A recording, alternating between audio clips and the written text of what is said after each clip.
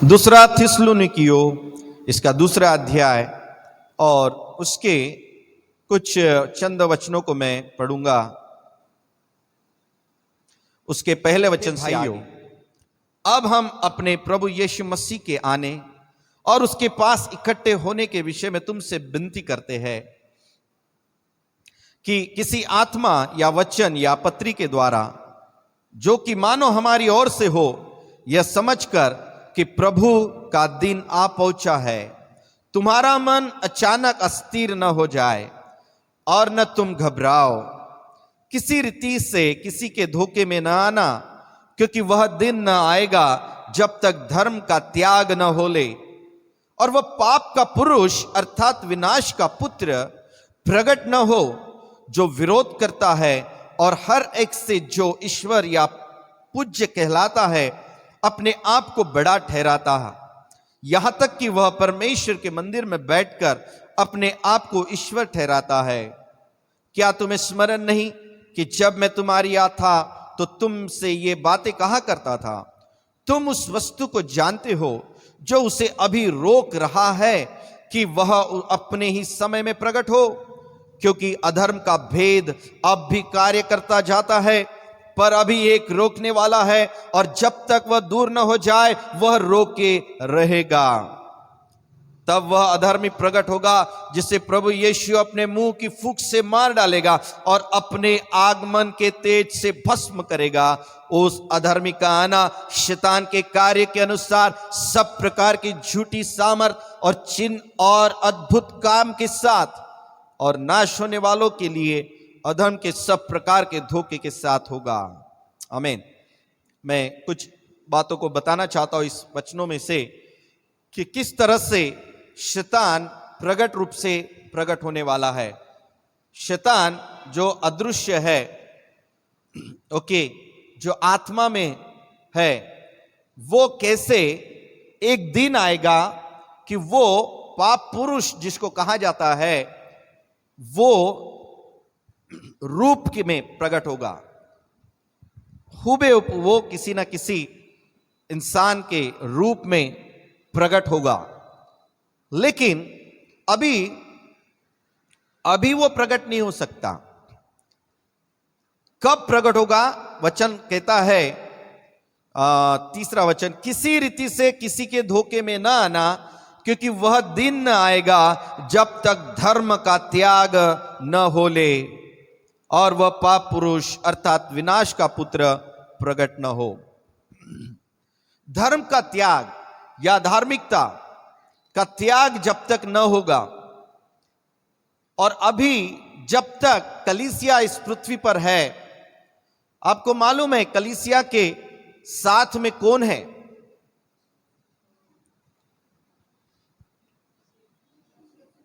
यीशु मसीह की कलीसिया है, बट कलीसिया के साथ कौन है?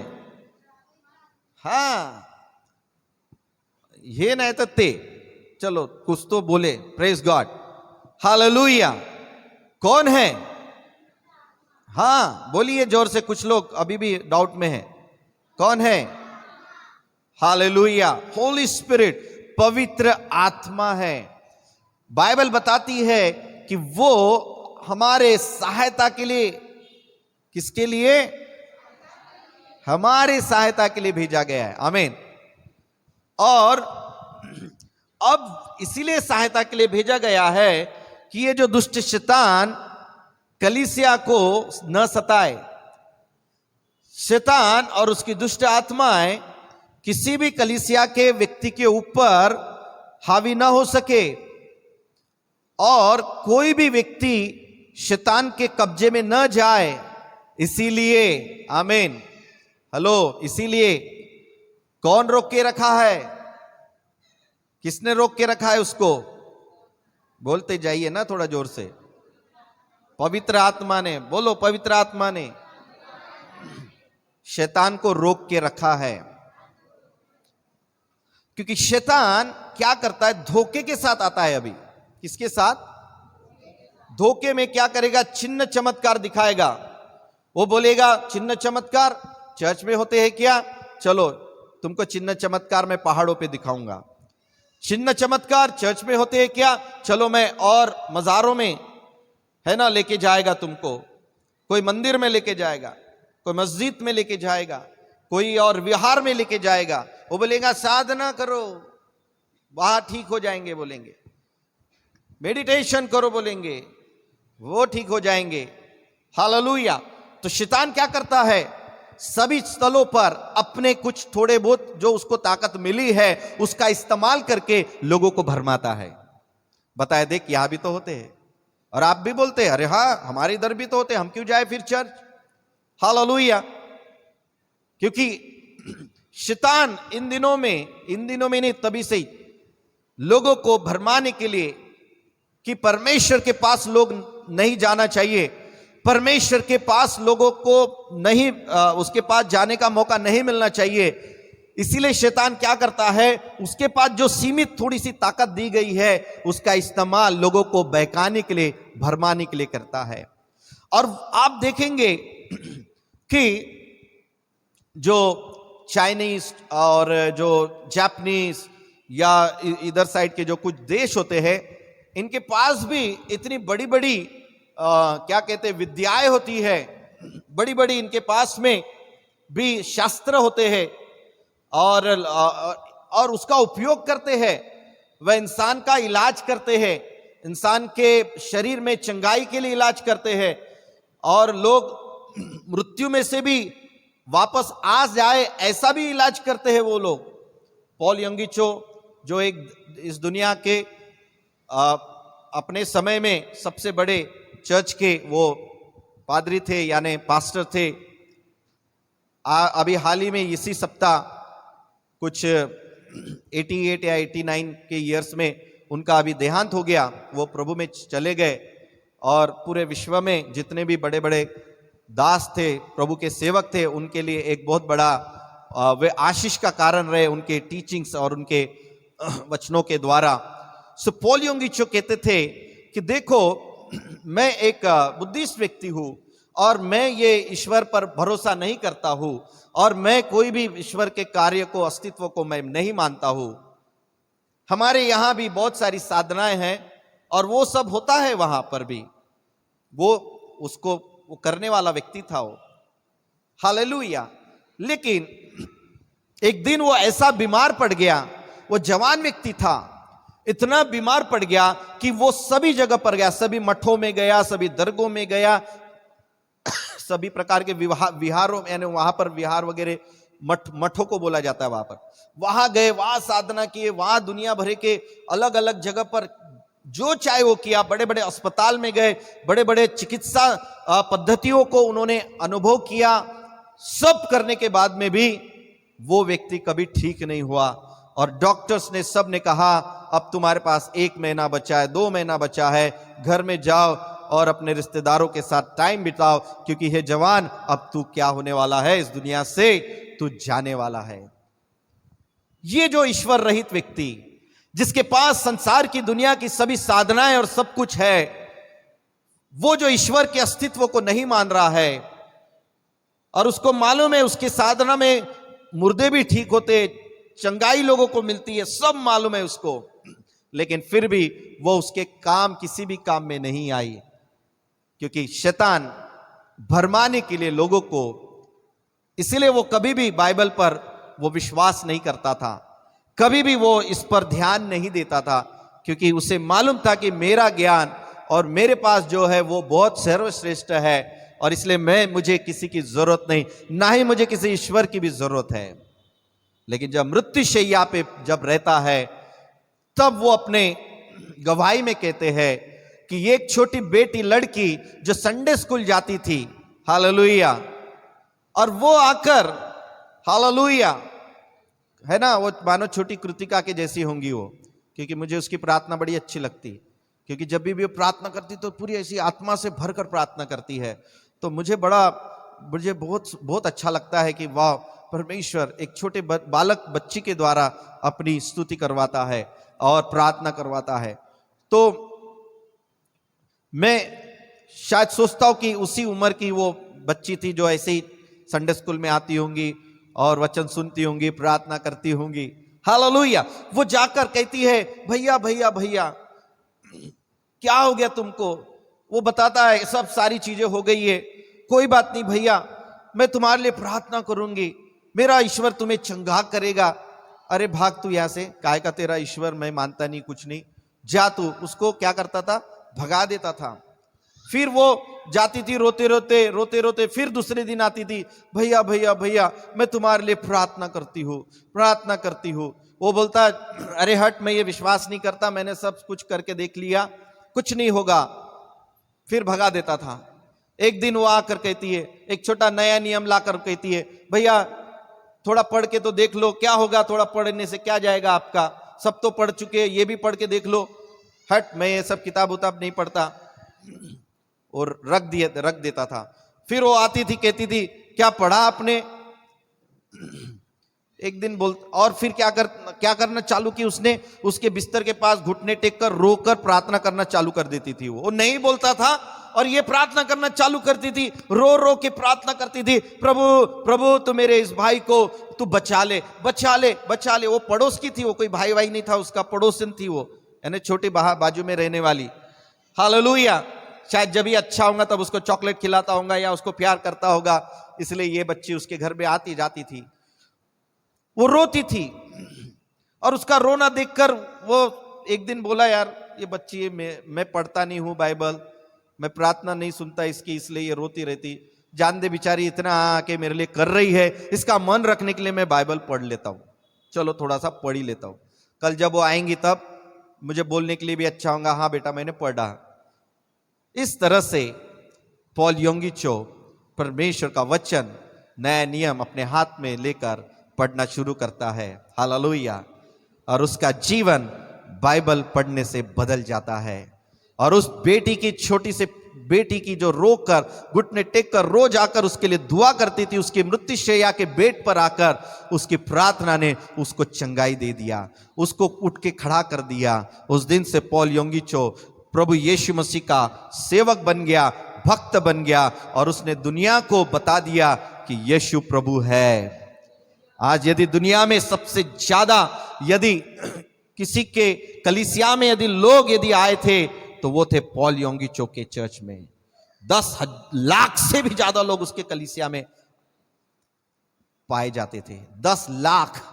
Hallelujah, praise God. सारे दुनिया के लोग देखने जाते थे कोरिया में जाते थे, पॉल योंगिचो का चर्च, पॉल योंगिचो का चर्च, एक बार हम देखना चाहते, हम मिलना चाहते। एक साथ तो 10 लाख लोग नहीं मिलते थे, वो सुबह से लेके 4 बजे से चालू हो जाते थे चर्च। 50,000, 30,000, 20,000, 50,000 ऐसे कंटिन्यूस 2-2 घंटे 2-2 घंटे। इधर का शो खत्म हो गया कि इधर दूसरे लोग खड़े रहते थे, इधर से निकले कि दूसरे लोग आ रहते थे, इधर से निकले कि दूसरे लोग, चलते ही रहता था। हालेलुया।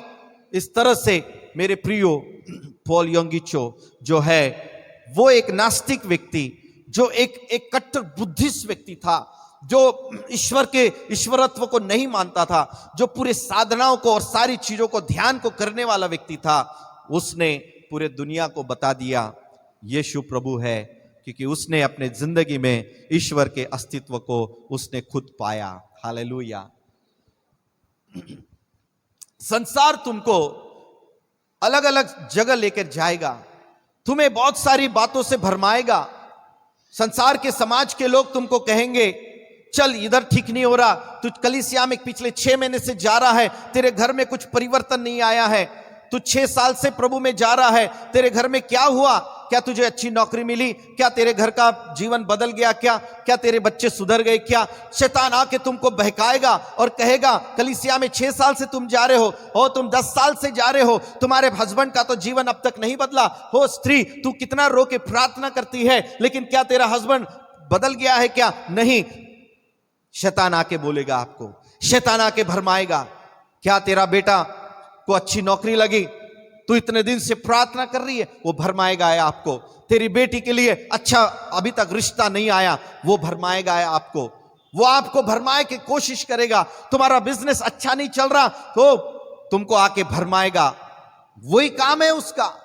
वो झूठे चिन्ह, झूठे चमत्कारों के द्वारा, झूठी बातों के द्वारा वो आपको भरमाएगा, आपको परमेश्वर पर विश्वास करने से आपको दूर कर देगा, आपको परमेश्वर के लोगों के संगति से हटा देगा, क्योंकि ये ही उसका काम है।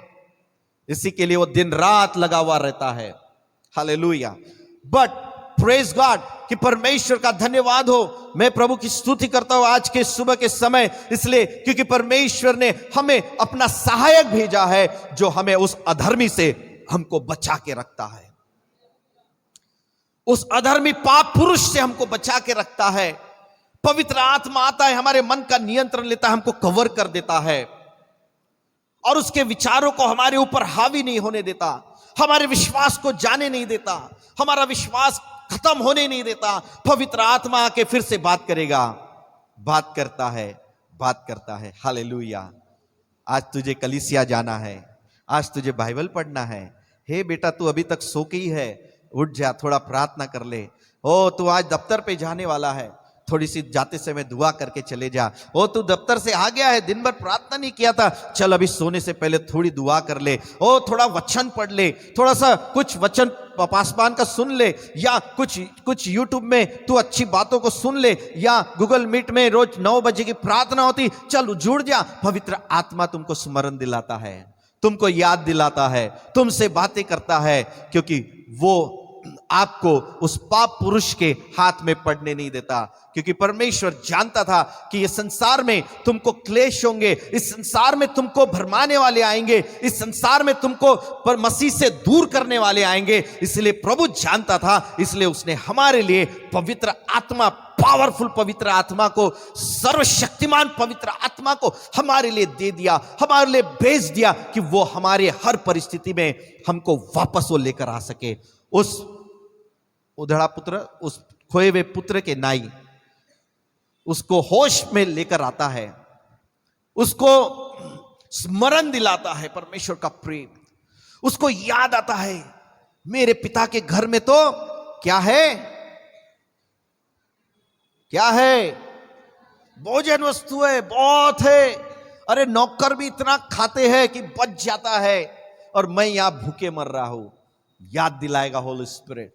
कम ऑन, कहेगा गो गो गो, प्रभु के पास जा, उसके भवन में जा, उसके लोगों के साथ संगति कर, उसके वचन को पढ़। वो ही याद दिलाता है आपको। नहीं तो हमारे जैसे कठोर तो कोई है ही नहीं दुनिया में। आमच्या सारखे तर मग कोणी मग आहेच नाही जगामध्ये। हालेलुया, है कि नहीं? फिर मैं हूं तो कोई है क्या? है ना, कुछ नहीं है फिर।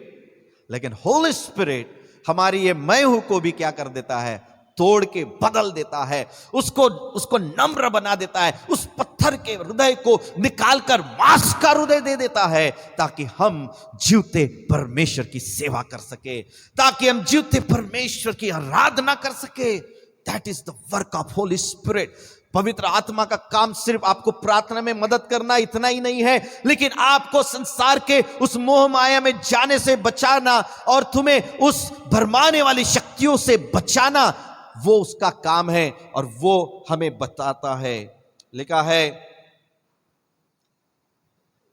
6 वचन में, तुम उस वस्तु को जानते हो जो अभी रोक रहा है कि वह अपने ही समय में प्रकट हो, क्योंकि अधर्म का भेद अब भी कार्य करता जाता है, पर अभी एक रोकने वाला है, और जब तक वह दूर न हो जाए वह रोके रहेगा। आमीन, हालेलुया।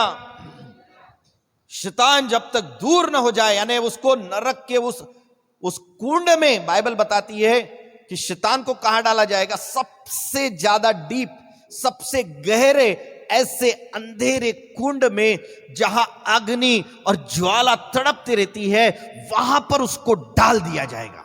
हालेलुया। पहले तो उसको 1000 वर्ष के लिए बांध दिया जाएगा, और उसको पहले 1000 वर्ष के लिए डाला जाएगा पहले, ताकि उसको कुछ अक्ल आ जाए, कुछ समझ आ जाए, थोड़ा सा कुछ परिवर्तन हो सके। इतना सजा मिलने के बाद 1000 साल किसी व्यक्ति को नरक में, आग में डाल रहे हो, तो इंसान तो बोलेगा बाबा बचाओ, मैं तो गलती से आ गया, मैंने गुनाह किया, मुझे बचाओ बचाओ करके चिल्लाएगा वो। लेकिन शैतान इतना कठोर हो चुका है कि उसको वो 1000 साल की सजा भी उसको कम है, तब फिर प्रभु उसको उठाकर उसको फिर ऐसे हमेशा के लिए गहरे कुंड में डाल देगा कि फिर उसका वापस दोबारा कभी भी वो लौट कर नहीं आ सकता, कभी भी वो किसी को भी भरमा नहीं सकता है। आमीन चर्च। परमेश्वर की स्तुति हो कि पवित्र आत्मा जो है वो आपको बचाता है, वो आपको क्या करता है, रोक उस दुष्ट शक्ति को रोक के रखता है कि वो तुम तक ना पहुंचे, तुम्हारे परिवार तक ना पहुंचे, और तुम्हें विश्वास में बने रहने के लिए वो मदद करता है। बाइबल कहती है 8वें वचन में, तब वह अधर्मी प्रकट होगा जिसे प्रभु यीशु अपने मुंह की फूंक से मार डालेगा और अपने आगमन के तेज से भस्म करेगा। अभी प्रभु का जब दोबारा आगमन होने वाला है, इस दोबारा आगमन में क्या होने वाला है? सबसे पहले कलीसिया उठा लिए जाने वाली है। आमीन। क्या होने वाला है? बोलिए, कलीसिया उठा ली जाने वाली है। और एक बार कलीसिया छू हो गई यहां से, फिर शैतान का प्रकट होना शुरू हो जाएगा। हालेलुया। क्योंकि कलीसिया के कारण ही शैतान को रोक कर रखा गया है। क्योंकि बाइबल कहती है कि अब सब कुछ कलीसिया के हाथ में सौंप दिया गया है, बांधने का अधिकार और खोलने का अधिकार। आमीन। और शैतान का कोई भी अधिकार हमारे ऊपर नहीं है। सांप और बिच्छू को रोकने का अधिकार, शैतान और शत्रु की सारी सामर्थ पर तुमको अधिकार दे दिया है। इसलिए अब वो कलीसिया को कुछ भी हानि नहीं कर सकता, और वो कोशिश भी करे तो वहां पर उसको रोकने के लिए होली स्पिरिट है। आमीन। हालेलुया। आमीन। चर्च, प्रेज गॉड कि आपको परमेश्वर ने अधूरे जन्म के लिए नहीं चुना। अधूरा जन्म का मतलब आधे विश्वासी और आधे अविश्वासी, ऐसा नहीं जन्म दिया आपका। आपका फूल, आपका जब जन्म हुआ, आप माता के गर्भ से बाहर आए तब पूरे आए ना। हालेलुया। वैसे जब हमारा आत्मिक जन्म हुआ तब अधूरा नहीं हुआ कि आधे मसीह में रहेंगे और आधे शैतान में रहेंगे। नो, हम पूरी तरह से प्रभु में आ गए हैं।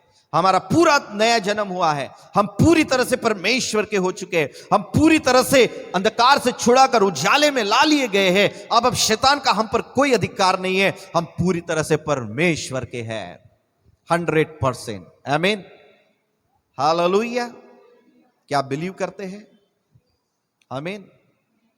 और यही विश्वास करने के लिए प्रभु आपको संगति करने के लिए कहता है, आपको वचन की संगति करने के लिए, एक दूसरे के साथ संगति करने के लिए, व्यक्तिगत प्रभु के साथ संगति करने के लिए, प्रभु का वचन पढ़ने के लिए आपको कहता है कि आप भरमाए न जाए। आमीन। बाइबल कहती है कि जब कलीसिया उठा ली जाएंगी, प्रभु आएगा अचानक, और मालूम नहीं कौन से टाइम में, कौन से दिन आएगा, किसी को भी नहीं मालूम। रात में, अभी थोड़े देर के बाद, कोई भी नहीं जानता। यीशु मसीह अचानक प्रकट हो जाएंगे, अचानक सब बदल जाएंगे, और अचानक पलक झपकते ही ये सब हो जाएगा। पलक झपकते ही हो जाएगा। आमीन। मीन्स यानी ऐसा लोगों को देखने का मौका भी नहीं मिलेगा, क्या हो रहा है, क्या हो रहा है, क्या हो रहा है। पलक झपकते ही सारी चीजें हो जाएंगी, समझ में ही नहीं आएगा। और ये देखते देखते बाजू वाला गायब हो गया। हालेलुया। कोई बिलीवर यदि गाड़ी चला रहा होगा और उसके बस ड्राइवर होगा तो विश्वासी होगा, और पीछे में पूरे लोग बैठे हैं, गए काम से हो। हालेलुया। ये गायब हो गया तो कौन चलाएगा गाड़ी? आधे में से गए काम से। एरोप्लेन में चलाते समय वो चला रहा, ये बिलीवर था, ये चला गया प्लेन गड्ढे में। हालेलुया। तो मैं 20 साल पहले जब इस विषय पर अभ्यास कर रहा था, तब मुझे बताया कि विश्व के लोग हमेशा बिलीवर के साथ, विशेष करके ट्रेनों में, बसों में और एरोप्लेन्स में, यदि कोई बिलीवर है, वो विश्वासी मसीह व्यक्ति है, उसके साथ एक अविश्वासी को भी रख देते हैं साथ में। ये चला गया तो दूसरा काम में आ जाएगा। इतना फेथ है लोगों को। हालेलुया। फिर भी लोग पूरी तरह से बदलते नहीं हैं। तो मुझे बड़ा इंटरेस्टिंग लगा कि वाह, दुनिया विश्वास कर रही है इस बात पर। क्यों? क्योंकि यीशु मसीह आया, मारा गया, गाड़ा गया, मुर्दों में से जी उठा और स्वर्ग में गया। इसलिए जो जी उठा वही स्वर्ग में गया और इसलिए वो आ सकता है। आमीन, हालेलुया। और वो आगमन के समय पलक झपकते ही सब बदल जाएगा। एंड देन फिर जो बच्चे हैं, जो अविश्वासी है, जो छोड़ दिए जाएंगे, उनके लिए महाक्लेश का समय चालू हो जाएगा, जो पृथ्वी में आज तक कभी नहीं हुआ। इतना भयंकर क्लेश कितने लोगों ने जो आज तक नहीं हुए। बाइबल कहती है कि मसीह के आगमन के बाद, कलीसिया के यहां से उठा लिए जाने के बाद, वो महाक्लेश भयंकर रीति से शुरू होंगे। क्लेश जब लोग देते थे, मालूम है, रोमियो की जो पद्धति थी, क्रूस पर लोगों को लटका के और उनको टोच टोच के मारना। उनका एक एक कतरा बूंद खून का जब तक नहीं जाएगा तब तक वो उसको मरने देना वहीं पर। ऐसा, यानी उन दिनों में जितने भी लोग अत्याचारी होते थे ना, उनका दिमाग ही ऐसा चलता था कि कैसे एक व्यक्ति को कितना ज्यादा क्रूर होकर कैसे उसको ज्यादा सता के उसको मारे हम। ये लोग यानी सताने का सोचते थे। किसी को क्या कर देते थे, किसी को, इंसान को खाल पहना के शेरों के सामने डाल देते थे और वो उसको कैसा नोचना, कितना नोचना, एक अलग से पांव खींच रहा है, एक अलग से गर्दन खींच रहा है, एक अलग से हाथ खींच रहा है। मीन्स यानी वो व्यक्ति को कितनी ज्यादा वेदना होंगी उतना वो देने का वो प्रयास करते रहते थे। किसी किसी को क्या करते थे, जो आरा मशीन है ना, आरी, वो जो पहले आरा मशीन होती थी ना, और वो बड़े बड़े खोड़ जो होते थे, इसके पेड़ के तने बड़े बड़े होते थे, उसको काटने के लिए आरी 2-4 लोग मिलके इसे चलाते थे, मालूम है आपको। वैसे इंसान को रखते थे लोग और धीरे धीरे काटते थे। कैसे? धीरे धीरे काटते चलो, जल्दी नहीं काटना उसको, नहीं तो एक ही झटके में क्या हो जाएगा, मर जाएगा वो। ऊपर से लेके पूरा ऐसा धीरे धीरे जिंदा उसको काटते चले जाओ, धीरे धीरे। इतनी क्रूर ऐसे अत्याचार उन दिनों में कलीसिया पर भी हुए। जो विश्वास करता है, विश्वास के कारण लोगों को ऐसे सताव में से जाना पड़ा। लोगों को खवलते हुए, जलते हुए तेल में डालते जाते थे, तलने के लिए, भजे जैसे तलते वैसे। यूहन्ना को वैसे ही डाला था, मालूम है आपको।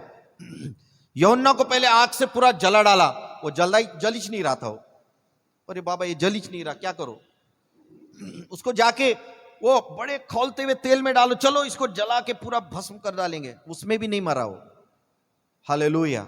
यूहन्ना जो यीशु मसीह का चेला, क्या करते, बाबा ये तो मरता ही नहीं, कुछ भी करो, मारो, कुछ भी करो, मरता ही नहीं है। हालेलुया। क्योंकि प्रभु ने बोला था मेरे आने तक ये चेला क्या रहेगा, जिंदा रहेगा। तुझे क्या है, बोले ये जिंदा रहेगा तो मेरे आने तक, है ना। फिर आखिर में नाइलाज से क्या किया इन्होंने, उसको उठा के ऐसे जगह पर, टापू पर भेज दिया, पतमुस नाम के, जहां कोई इंसान नहीं रहता, कोई नहीं रहता, कोई नहीं रहता, जंगली जानवर रहते, जा सड़ और मरते रहे, उधर घूमते रहे तू अकेला। काले पानी की सजा बोलते जिसको, एकदम ऐसे जगह भेज दिया। और वहां यीशु मसीह उसको प्रकट हुआ। यीशु मसीह ने बोला था मेरे आने तक वो जिंदा रहेगा। आमीन। यीशु आया, उसको अपना रूप दिखाया, उसको अपना स्वरूप दिखाया। देख मैं जो मर गया था, अब देख युगानुयुग में जीवित हूं, मेरे पास अधोलोक की, मृत्यु लोक की कुंजियां है। हालेलुया। अब मैं देख युगानुयुग जीवित हूं, उस पर वो प्रकट होकर उसे बताता है। आमीन। तब यूहन्ना उसके चरणों में गिरकर उसकी आराधना करता है और प्रभु उससे बातें करता है, आने वाली घटनाओं का जिक्र करता है, आने वाले समय में क्या होने वाला है, इस संसार का, इस दुनिया का भविष्य में क्या होने वाला है, उसको सब बताकर उसको बाद में यूहन्ना प्रभु के पास में, उसके बाद कई वर्षों के बाद यूहन्ना में भी 100 साल के आसपास वो जीता है और फिर प्रभु के पास जाता है। आमीन। Hallelujah. It is very interesting. लेकिन शैतान को प्रभु ने हमेशा के लिए अब तो खत्म करके हमें पवित्र आत्मा देकर उसकी सत्ता खत्म कर दिया है। आमीन। लेकिन कलीसिया जब उठा ली जाएंगी उसके बाद वो फिर से प्रकट होगा कुछ समय के लिए। किस बात के लिए? क्योंकि यहां लिखा है 9वें वचन में, उस अधर्मी का आना शैतान के कार्य के अनुसार सब प्रकार की झूठी सामर्थ। क्या लिखा है? झूठी सामर्थ। बोलिए, सामर्थ दिखेंगी वहां, लेकिन कैसी रहेंगी वो? झूठी। और चिन्ह, बड़े बड़े चिन्ह दिखाएगा, अद्भुत काम के साथ वो प्रकट होगा, बड़े बड़े। इसलिए आप समझ रहे ना, प्रभु ने ऑलरेडी हमको बता दिया है। इसलिए इन बातों से कभी भी भरमाए न जाना। इन बातों के कारण तुम्हारा मन कभी भी व्याकुल न हो। तुम्हारा जीवन इस संसार का जितना प्रभु ने रखा है वो विश्वास के साथ आखिर तक, मरते दम तक विश्वास के साथ जिए। और जाना तो एक दिन है ही, हालेलुया, लेकिन पूरे विश्वास करते हुए इस संसार को छोड़िए।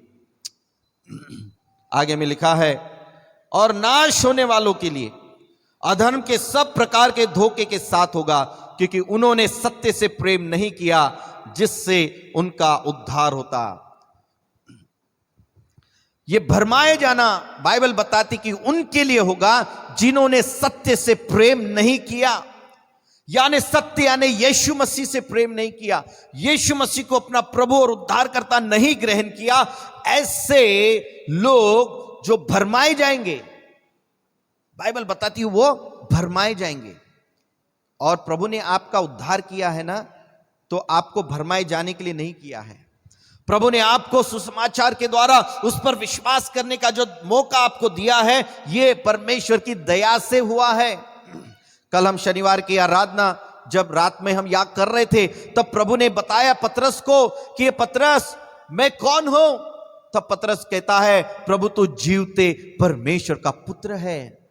तब पतरस से प्रभु कहता है, मांस और लहू ने तुझे ये बात प्रकट नहीं किया, कोई इंसानी बुद्धि ने, कोई इंसान ने तुझ पर ये बात प्रकट नहीं किया, ये बात मेरे परमेश्वर पिता ने तुझ पर प्रकट किया है। इसका मतलब यह है, यीशु सत्य है, यीशु मार्ग है, यीशु ही प्रभु है। यह सत्य को यदि किसी को मानना या विश्वास करना या ग्रहण करना है, तो कोई भी व्यक्ति की बुद्धि और चालाकी से वो व्यक्ति ग्रहण नहीं कर पाएगा। जब तक परमेश्वर की आत्मा उस व्यक्ति को ग्रहण करने का मन नहीं देती, तब तक वो ग्रहण नहीं कर सकता। आमीन। क्योंकि यीशु मसीह इतने सारे काम कर रहे थे, तब यीशु मसीह ने कॉमनली पूछ लिया कि लोग मेरे बारे में क्या कहते हैं। तब प्रभु ने कहा, तब सब ने कहा, चेलों ने कहा, प्रभु आपको लोग यूहन्ना बपतिस्मा देने वाले कहते हैं। कंपेयर कर रहे थे यीशु मसीह को, लोग क्या कहते हैं। कोई कहता था एलिया, बड़े बड़े काम करता था, एलिया है ये। कोई कहते थे, कोई यिर्मयाह कहते थे, बड़ा भविष्यवक्ता आया है। कोई कहते थे कोई बड़े भविष्यवक्ताओं में से कोई एक है। यानी एक भी व्यक्ति संसार का उन दिनों में जहां जहां यीशु अंधों को आंखें दे रहा है, लंगड़ों को चला रहा है, मुर्दों को जिंदा कर रहा है, परमेश्वर का वचन बता रहा है, लेकिन कोई भी उसे परमेश्वर का पुत्र नहीं कह रहा है। हेलो हेलो, समझ रहे क्या? ये प्रगटीकरण किसी को भी नहीं मिल रहा। और झट से फिर प्रभु बोलता है, ए पतरस तुम क्या कहते हो मुझे? बाकी चेलों से कहता है, प्रभु तुम मुझे क्या? चलो ये तो लोग कहते हैं मेरे बारे में, मैं ये हूं, मैं वो हूं, मैं वो हूं, लेकिन अब तुम बताओ, जो 12 मेरे साथ दिन रात रहते हो, तुम बताओ। तब पतरस झट से उठकर, 12 में से पहले यही आता है, जोश था उसके अंदर, प्रभु तू जीवते परमेश्वर का पुत्र है। आमीन। और प्रभु ने कहा, योना के पुत्र शिमोन, ये बात मांस और लहू ने तुझ पर प्रकट नहीं किया। मांस और लहू का मतलब कोई मनुष्य ने तुझे नहीं बताया, किसी बुद्धि ने, तू बुद्धिमान है इसलिए तुझे ये पता चला, ऐसा नहीं है। ये मेरे पिता ने, स्वर्गीय पिता ने तुझ पर प्रकट किया, इसीलिए तू ये बोल सका है। इसका मतलब यह है कि मेरे प्रियो, जितने भी यहां पर आप प्रभु में बैठे हैं, जितने प्रिय यीशु मसीह पर विश्वास कर रहे हैं, आप अपने शक्ति से, अपने बुद्धि और क्या मेरे वचनों से, किसी और के वचन के कारण या आपके समझ के कारण आपने ये ग्रहण नहीं किया, या आपको कुछ अच्छा लगा इसीलिए ग्रहण नहीं किया, कि आपके घर में कुछ प्रार्थना सुनी गई, आपके घर में कुछ चंगाई मिली, छुटकारा मिला, इसलिए आपने नहीं ग्रहण किया, लेकिन इसलिए क्योंकि यह परमेश्वर पिता ने आपके ऊपर प्रकट किया है। That means you are so blessed people. इसका मतलब यह कि तुम धन्य है। प्रभु कहता है पतरस को, तू धन्य है पतरस। और आपको प्रभु कह रहा है अभी, तुम जितने यहां बैठे आप सब धन्य हैं, आप ब्लेसेड है, क्योंकि यह बात परमेश्वर पिता ने आप पर उसके आत्मा के द्वारा प्रकट किया है। नहीं तो तुम और मैं कोई भी इस विश्वास को नहीं कर सकते थे, ना ही इस विश्वास में हम चल सकते थे, ना ही हम इस विश्वास को ग्रहण करने के हमारे पास इतनी बुद्धि और शक्ति नहीं थी। लेकिन ये इसीलिए क्योंकि परमेश्वर पिता का प्रेम और उसकी बुलाहट ने आपको और मुझको, हमको उसको ग्रहण करने का हृदय दिया, विश्वास करने का मन दिया। इसलिए तुम बहुत बहुत धन्य लोग हैं। You are so blessed people. एक दूसरे भाषा में हम कहेंगे you are so lucky. Hallelujah. Lucky तो ग्रेस है, हम पर अनुग्रह हो गया, हम पर दया होगी। We are so favoured people, we are so highly favoured people. हम पर बहुत बड़ा अनुग्रह हो गया है, इतना बड़ा अनुग्रह हो गया है। आमीन, हालेलुया। आइए।